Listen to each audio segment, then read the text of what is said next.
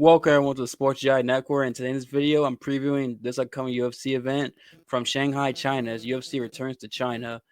And this is a good main card for a fight night. It's pretty good, as you got important fights in the heavyweight division, not the bantamweight, the featherweight division, and light heavyweight division main event.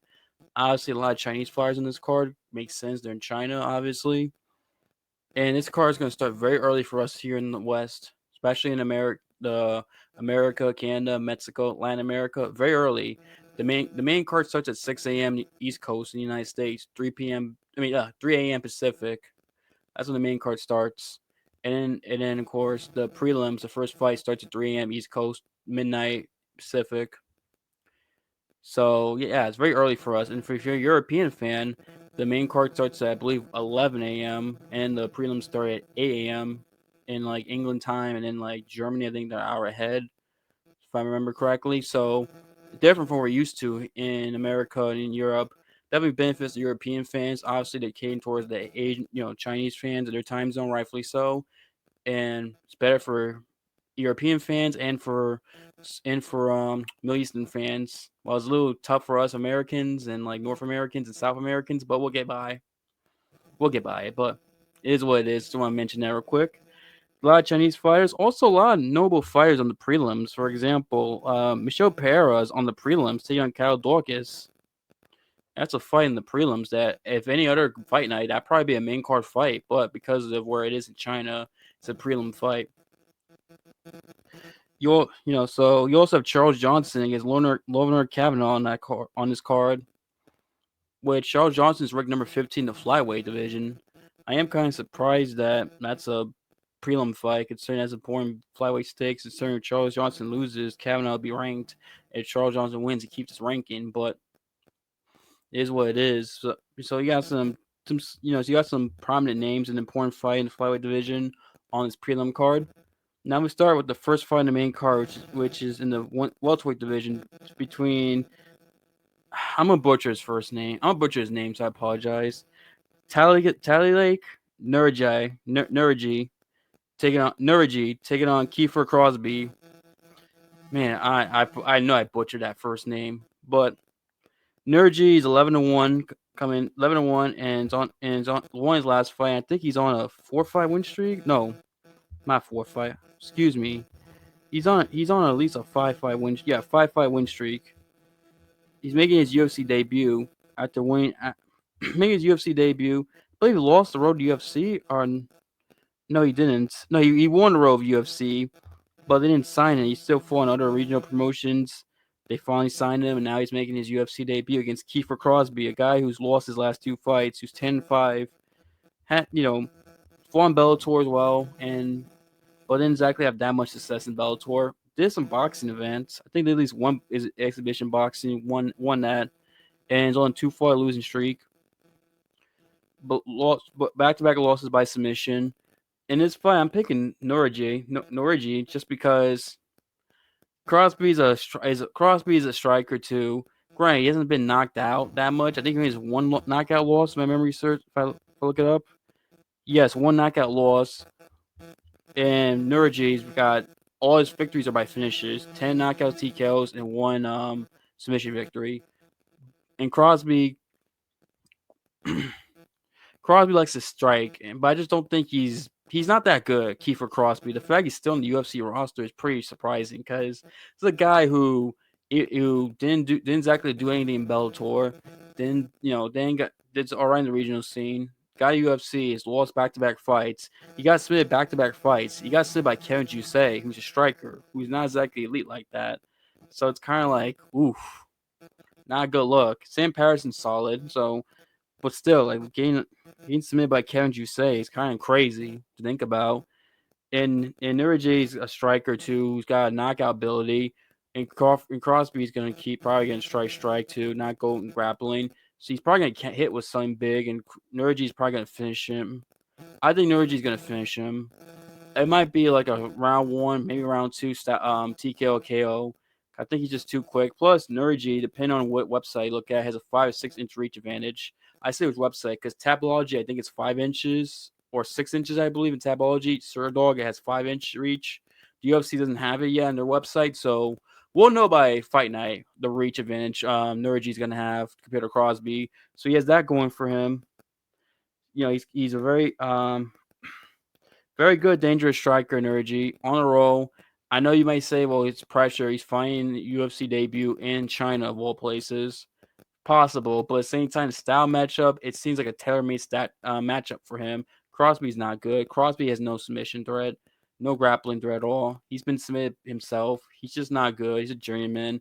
Nueraji should go win this fight, and he should win this fight by finish. I think he's gonna finish Crosby because Crosby's gonna try strike, and Nueraji's gonna catch him, hurt him, drop him, and finish him. Just the better, dangerous striker, has a reach advantage, finisher, and yeah, I got him winning this fight.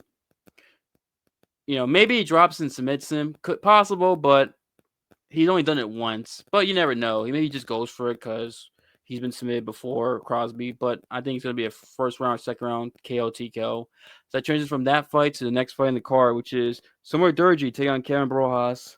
Borjas, excuse me. I think I might say Calvin by mistake. Kevin Borjas.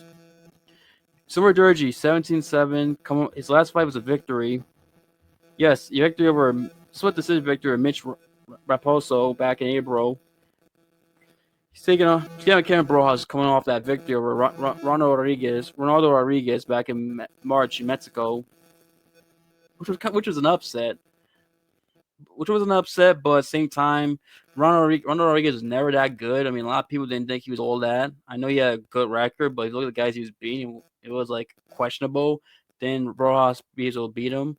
And Borjas, he's only 2 losses in UFC are to Joshua Van, and we all know how good Joshua Van is. He's about to fight for the flyweight title, and if he becomes flyweight champion, that's really gonna look good. That he fought Joshua Van and made a decision, and he lost to Alexandro Costa, who's very good himself, not a bad fighter.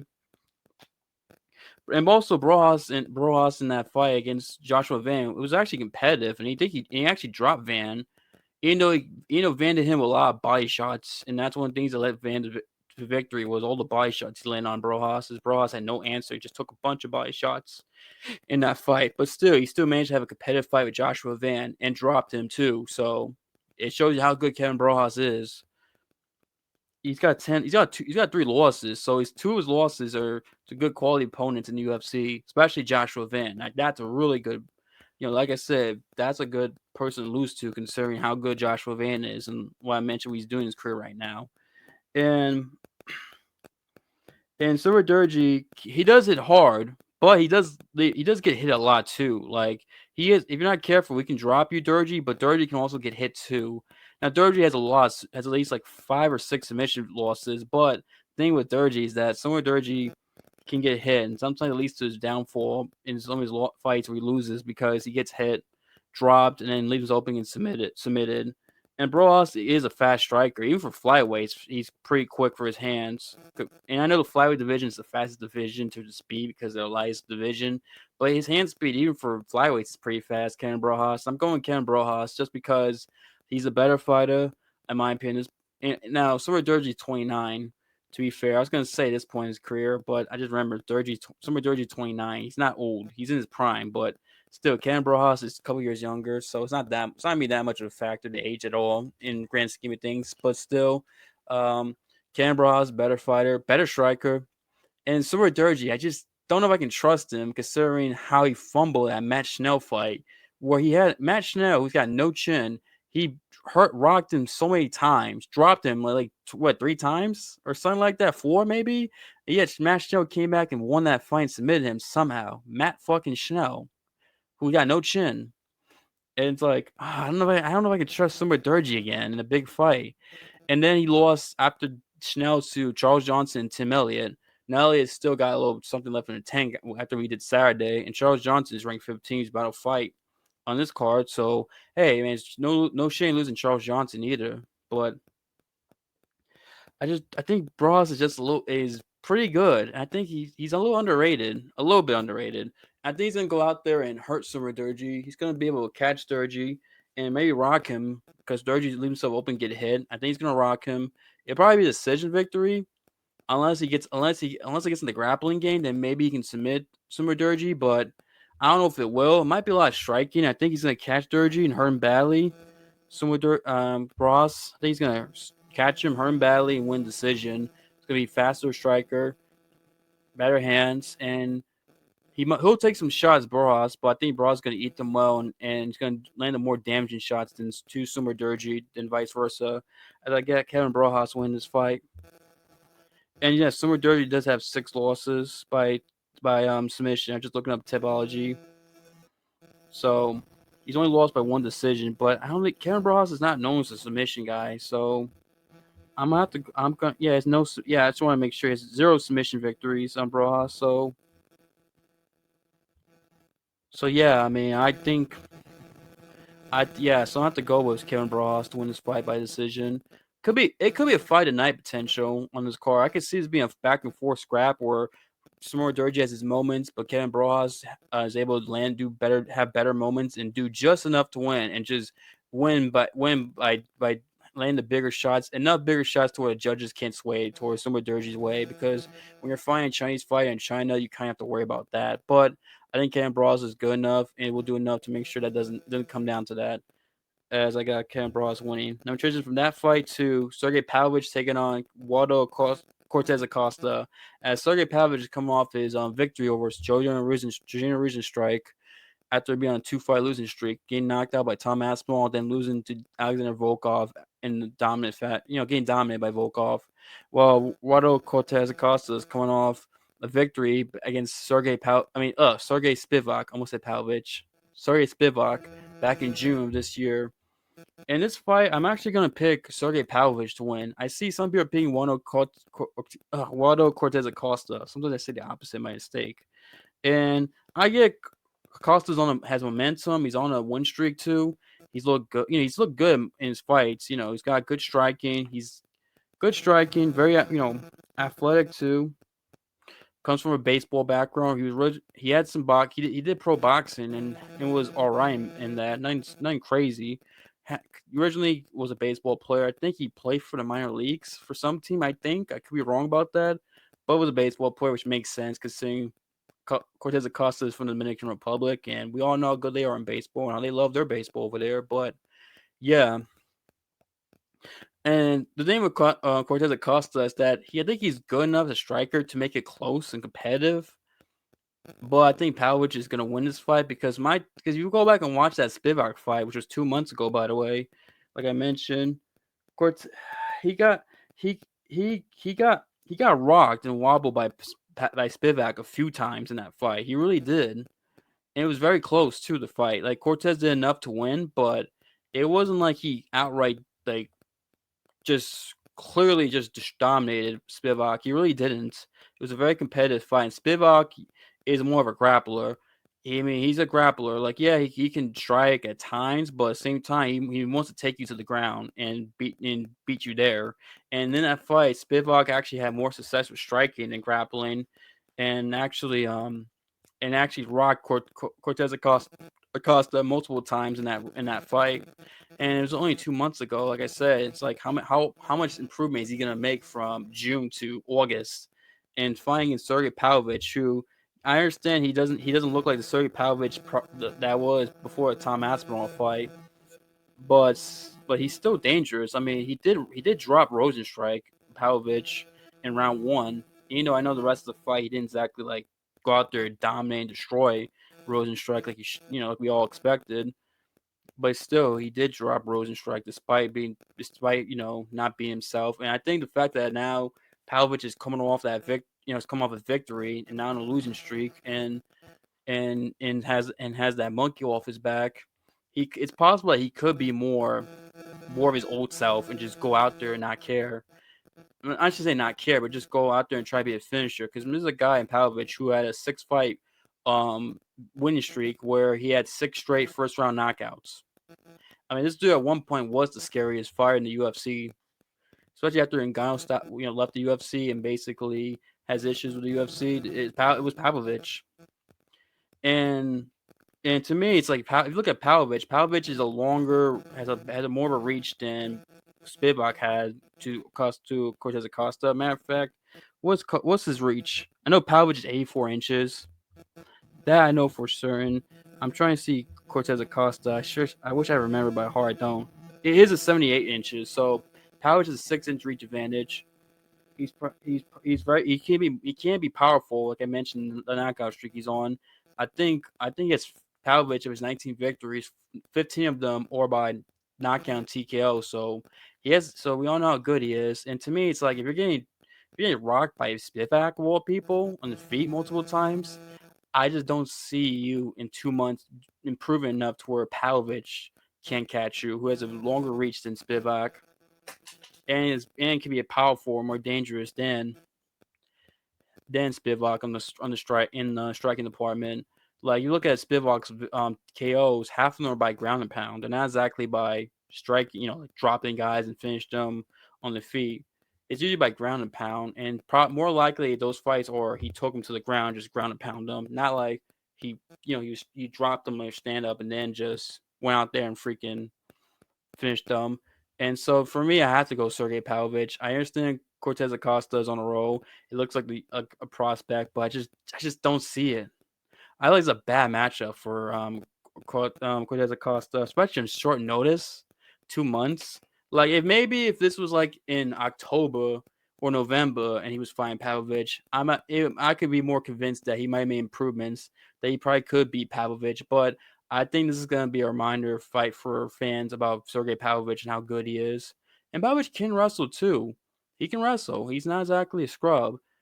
Now I know Cortes-Acosta didn't spend a lot of time on the ground against Sergey Spivak, but I think with Pavlovich he could get a takedown because I think Acosta is probably not going to expect it, and Pavlovich can take him down. But I do think he's going to finish Acosta.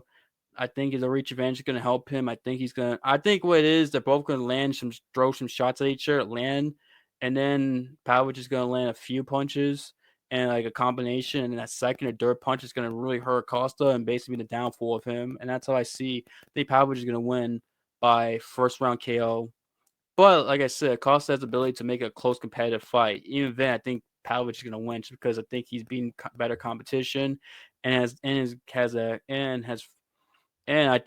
think he has the ability to mix the martial arts better than Acosta, and I do think he can like land enough big significant strikes to win a fight against Acosta. So I got Pavlovich by first round KO, or it could be a decision for Pavlovich. Plus Pavlovich he could probably. I hope he does. I hope he does not do this, but make it kind of do it against Rosenstrike. He has the ability to do that, and I hope he doesn't do it, but I don't think he will because I think he has his confidence back. So I think he will beat Costa Cortez. I got Pavlovich. Anyway, changing from that to Brian Ortega's Aljamain Sterling, which is 5-round co-main event. Man, what an excellent co-main event! This is probably the best co-main event of a fight night card this year. What an excellent man! This could be a main event of a fight night or a co-main event of pay-per-view. Wow, I'm excited for this fight, and I got Aljamain Sterling winning this fight. These are both two great grapplers, but I think Aljamain Sterling is just better at this point in his career because Aljamain Sterling's last fight, yeah, he lost to Mozart Evelev, but he actually took Evelev down. He took Mozart Evelev down, who is might be the best grappler in the one. No, he is one. He is the best grappler in 145, and he took him down and got his back, and actually did a good job with the grappling in terms of defending against Evelev. Like Evelev struck, it took Evelev a little bit to get him down, and it wasn't like Evelev had his way with him easily. It took him a while. And even then, Evelev had to work to keep him down. And Aljamain Sterling almost beat Evelev. Like if Aljamain Sterling drew more punches in round 3, he would have beaten Evelev because at a point where he had like dominant grappling position, but didn't really throw punches like he should have. Had he done that, he would have beaten Evelev. And to me, it lets me know that Aljamain Sterling's still one of the best, still in his prime, still one of the elite fighters in the UFC currently. And you have Brian Ortega, who's coming off a fight where he got dominated and beat up by Diego Lopez, and would have been finished had Lopez not hit that follow up shot that woke him up in round one.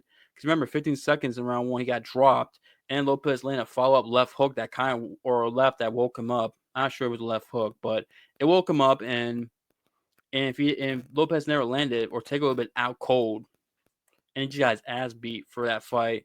And Ortega is a guy whose recent fights, he kind of looks like flabby, kind of doesn't look like the old Brian Ortega. First of all, I'm surprised he's fighting 145 because I thought it'd be a 155, but not the case. Kind of surprised by that, honestly. I thought he was gonna. I was looking forward to seeing 155, but I guess he took this fight. It's a guy who hasn't been as active as Aljamain Sterling. Aljamain still looks good. Aljamain can, Ortega has the striking advantage in terms of like power, and and striking is solid. I mean, but at the same time, Aljamain Sterling has improved his striking. I mean, compared to what it used to be back in the day, Aljamain Sterling's strike has improved dramatically. Now, it's not elite by any stretch, but it's still good enough to get by. And unless Ortega all of a sudden has been work on that and catches Aljamain Sterling, which he could catch him, but I just don't see it. I don't see him getting Aljamain getting caught. I think if Ortega can't catch Aljamain, I think it's gonna be hard for Ortega to get a hope to win this fight because Aljamain Sterling has to me can take Ortega down and get his back, especially he took Moser Evlid back and took him down. I think he can do the Brian Ortega, and Ortega is a great grappler himself. Like he has a jiu-jitsu advantage over a lot of his opponents. However, against Aljamain Sterling, he does not have that advantage because Aljamain Sterling's a great jiu-jitsu guy.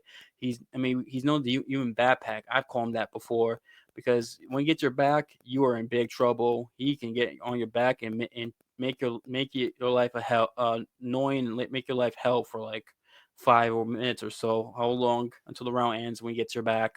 And he can go for submissions. If he doesn't get it, like I don't think he's gonna get on Brian Ortega, but I think he's gonna get his back and like make Ortega work. And Ortega's gonna have to keep constantly fighting the hands of Aljamain Sterling. Aljamain's gonna throw some punches, and it's just gonna be just annoying for Brian Ortega. And I personally see Aljamain Sterling getting a hold of Brian Ortega and just dominating him, you backpacking him. I don't know why I started there, and just beating him up and dominating him for like at least 3 rounds, probably 4 rounds of the 5. Now Ortega maybe could maybe put Aljamain in bad submission in bad submission like hold. Not bad submission hold, but like a bad position where we can threaten the submission, but I think Aljamain still be fine. He'll escape and will escape out of it because Aljamain's a high level grappler. But yeah, I got Aljamain Sterling, man. Just a better grappler. Better grappler. I mean, he knows. Hey, I can take Evlev. I can take Ortega down, and his jiu-jitsu ain't that much better than mine. Now I understand Ortega has submitted, good grapplers. Like he did submit Renato Moicano when he was at 145, but I was more like a desperate like Hail Mary submission that he got Moicano. But he still did do that, so I do have to mention that. And but still, like I think Aljamain Sterling's not gonna exact. I don't think Ortega's gonna have that Hail Mary because that was a point in his career where he's getting like third round submission and things like that.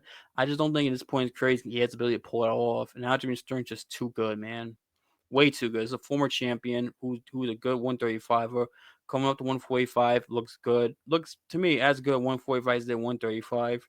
It kind of makes me wish that Aljamain would have gone up sooner because I think he would has better success at 145 potentially, but we'll never know. I think Aljamain Sterling's going to get another victory and prove he's still in elite featherweight and elite fighter all these years into his career because Aljamain Sterling's been in the UFC since what 2015 or late 2014.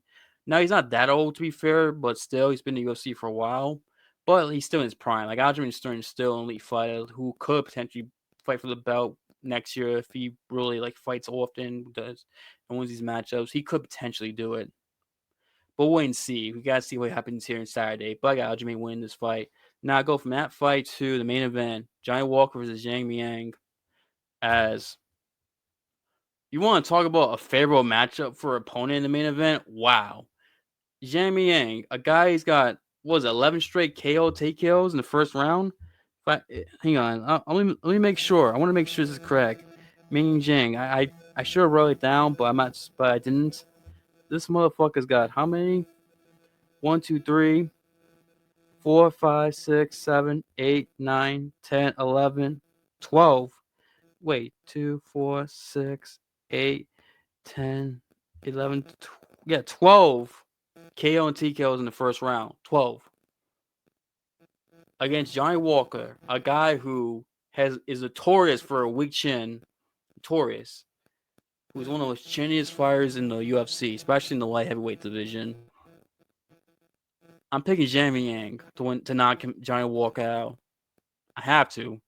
This is such a favorable matchup, man. I haven't seen shit like this in the UFC in a long time, where they pick a fight that's favorable towards one guy. When was the last time the UFC's done this for a main event? That's this obvious. Like, I can't think of it. Like, they really want to get Jamie Yang. They really want to have a highlight reel moment in China, his hometown, in front of his family and friends. I assume we're going to be there. I mean, they really want China to go home happy. Shit, this is a tailor-made matchup for him. Like, wow. Like, with Jamie Yang, man, this is a guy who started his career who didn't have a good start to his career. I believe he was, what, 8-6 at one point? No, he was 7-6 at one point in his career. But then since then, he's won 11, 12 in a row. He's won 12 in a row.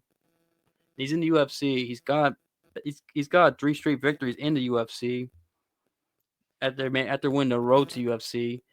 And it's come up with victory over Anthony Smith, or retired Anthony Smith. And Johnny Walker, this is a tailor-made matchup for him. He's gonna knock out Johnny Walker in the first round. Like, do I really have to go detail and break this fight down? Like, we know what's gonna happen. Like, I'll be shocked if Johnny Walker won this fight. Like, genuinely shocked.